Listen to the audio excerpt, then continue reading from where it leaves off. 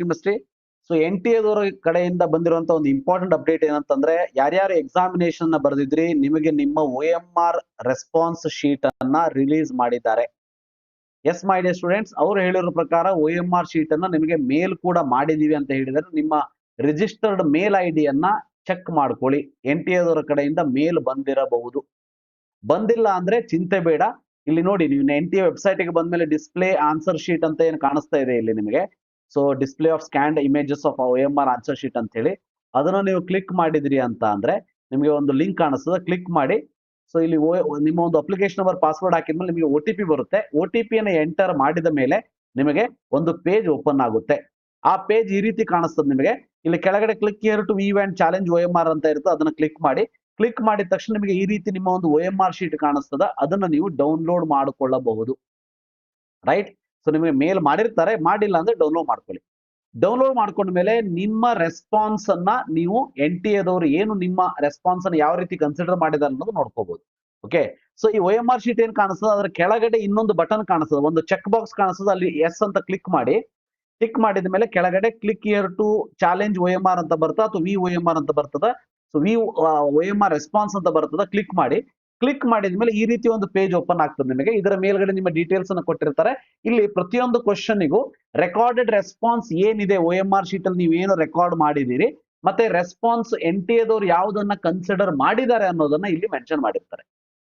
ಈಗ ನೋಡಿ, for example ನಿಮಗೆ ಇನ್ನೂ ಕೂಡ ನಿಮಗೆ ಅದನ್ನ ಬ್ರಾಡ್ ಆಗಿ ತೋರಿಸ್ಬೇಕಂದ್ರೆ, ಇಲ್ಲಿ 7th ಕ್ವಶನ್ಗೆ 4th ಆನ್ಸರ್ ಮಾರ್ಕ್ ಆಗಿದೆ ಅಲ್ವಾ. ಇಲ್ಲಿ ನೋಡ್ಬೋದು, ಇಲ್ಲಿ 4th ಆನ್ಸರ್ ನೋಡಿ ಸ್ವಲ್ಪ ಡಾರ್ಕ್ ಕಾಣಿಸ್ತಾ ಇದೆ ಅಲ್ವಾ, ಅಂದ್ರೆ 4th ಅನ್ನೇ ಅವರು ಕನ್ಸಿಡರ್ ಮಾಡಿದ್ದಾರೆ ಅಂತ ಅರ್ಥ. ನೋಡಿ, ನೆಕ್ಸ್ಟ್ 3 ಇದೆ ಅಲ್ವಾ, ನೋಡಿ ಇಲ್ಲೂ ಕೂಡ 3 ಇದೆ. ನೆಕ್ಸ್ಟ್ 4 ಇದೆ ಅಲ್ವಾ, ಇಲ್ಲೂ ಕೂಡ 4 ಇದೆ. ಇಲ್ಲಿ ನೆಕ್ಸ್ಟ್ 4 ಇದೆ ಅಲ್ವಾ, ಇಲ್ಲೂ ಕೂಡ 4 ಇದೆ. ಸೊ ಹಾಗಾದ್ರೆ ಚಾಲೆಂಜ್ ಯಾರು ಮಾಡಬೇಕು? ಚಾಲೆಂಜ್ ಯಾರು ಮಾಡಬೇಕು ಅಂತಂದ್ರೆ, ಫಾರ್ ಎಕ್ಸಾಂಪಲ್ ನೀವು OMR ಅಲ್ಲಿ ಇಲ್ಲಿ 3 ಅನ್ನ ಹಾಕಿರ್ತೀರಿ. ಓಕೆ, 3 ಅನ್ನ ರೌಂಡ್ ಮಾಡಿರ್ತೀರಿ, ಸರ್ಕಲ್ ಅನ್ನ ಶೇಡ್ ಮಾಡಿರ್ತೀರಿ. ಬಟ್ ಇಲ್ಲಿ 4 ಅನ್ನ ಅವರು ಕನ್ಸಿಡರ್ ಮಾಡಿರ್ತಾರೆ ಅಂತ ಆದ್ರೆ, ಈ ರೀತಿ ಅವರು ಮಾಡೋದಿಲ್ಲ 100%. ಸೊ ಹಾಗೇನಾದ್ರು ಇದ್ರೆ ನೀವು ಇಲ್ಲಿ 3 ಅನ್ನ ಸೆಲೆಕ್ಟ್ ಮಾಡಿಬಿಟ್ಟು ಕೆಳಗಡೆ ಸೇವ್ ಕ್ಲೇಮ್ ಅಂತ ಇದೆ, ಅದನ್ನ ಕ್ಲಿಕ್ ಮಾಡಿಬಿಟ್ಟು ಸೊ ನೀವು 200 ರೂಪೀಸ್ ಪೇಮೆಂಟ್ ಮಾಡಿಬಿಟ್ಟು ಸಬ್ಮಿಟ್ ಮಾಡಿದ್ರೆ ಆಯ್ತು. ನೀವು ಅದನ್ನ ಚಾಲೆಂಜ್ ಮಾಡಿದ ಹಾಗೆ. ಅಂದ್ರೆ ನಾನು ರೌಂಡ್ ಅಪ್ ಮಾಡಿದ್ದು ಅಂದ್ರೆ ಡಾರ್ಕ್ ಮಾಡಿರುವಂತದ್ದು 4th ಆಪ್ಷನ್ ಇದೆ, ನೀವು ಅದನ್ನ 3rd ಒನ್ ಕನ್ಸಿಡರ್ ಮಾಡಿದ್ದೀರಿ ಅಂತ ಹೇಳಿ ಅದನ್ನ ಮಾರ್ಕ್ ಮಾಡುವಂಥದ್ದು. ಸೊ ಈ ರೀತಿ ಆಗ್ತದೆ, ಗೊತ್ತಿರ್ಲಿ. ಸೊ ಅದನ್ನ ಒಂದ್ಸಲ ಚೆಕ್ ಮಾಡ್ಕೊಳ್ಬಹುದು. ಬಟ್ ನೀವು ಮಾಡ್ಕೊಳ್ಳಿಲ್ಲ ಅಂದ್ರೆ ಏನು ಚಿಂತೆ ಮಾಡಬೇಡಿ, ಎಲ್ಲ ಕರೆಕ್ಟ್ ಆಗಿರ್ತದೆ. ಒಂದು ಎಕ್ಸಾಂಪಲ್ ತೋರಿಸ್ತೀನಿ ನೋಡಿ. ಇಲ್ಲಿ ನೋಡಿ, 1 to 6 ಒಂದು ಕ್ವಶನ್ ಮಾರ್ಕ್ ಮಾಡಿಲ್ಲ ಅಲ್ವಾ. ಸೊ ಇದೇ ಸೇಮ್ OMR ಸೇಮ್ ಸ್ಟೂಡೆಂಟ್ ತೋರಿಸ್ತಾ ಇದ್ದೀನಿ ನಾನು. 1 to 6 ಒಂದು ಕ್ವಶನ್ ಮಾರ್ಕ್ ಮಾಡಿಲ್ಲ. 7th 4th ಮಾರ್ಕ್ ಆಗಿದೆ, 8 3 9 4 10 4 ಅಂತ ಇದೆ. ಇಲ್ಲೂ ಕೂಡ ಅದೇ ಇದೆಯಾ ನೋಡಿ, 7 4 8 3 9 4 10 4.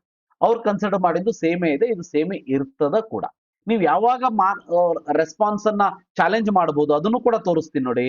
ಇಲ್ಲಿ ನೋಡಿ, ಇಲ್ಲಿ 42nd ಕ್ವಶನ್ ನಲ್ಲಿ ಏನ್ ಮಾಡಿದಾನೆ ಈ ವಿದ್ಯಾರ್ಥಿ, ಎ ಅನ್ನ ಮಾರ್ಕ್ ಮಾಡಿದ್ದಾನೆ. ಅವನ ಪ್ರಕಾರ ಎ ಆನ್ಸರ್. ಬಟ್ ಏನೋ ಬೈ ಮಿಸ್ಟೇಕ್ ಅಥವಾ ಇಂಟೆನ್ಷನಲಿ 2 ಅಲ್ಲಿ ಒಂದು ಬ್ಲಾಕ್ ಇಂಕ್ ಮಾರ್ಕ್ ಬಂದ್ಬಿಟ್ಟಿದೆ.